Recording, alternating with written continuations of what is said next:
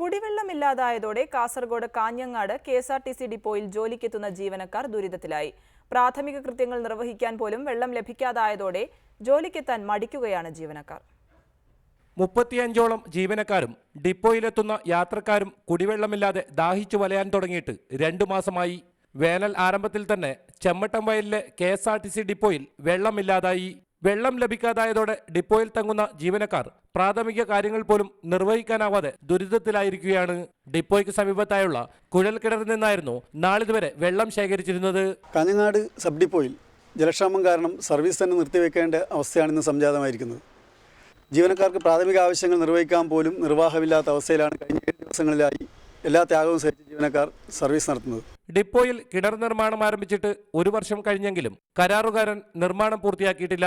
വെള്ളമില്ലാതായതോടെ ഡിപ്പോയിലെ bus cleaning പ്രവർത്തനവും നിലച്ച അവസ്ഥയിലുമാണ്.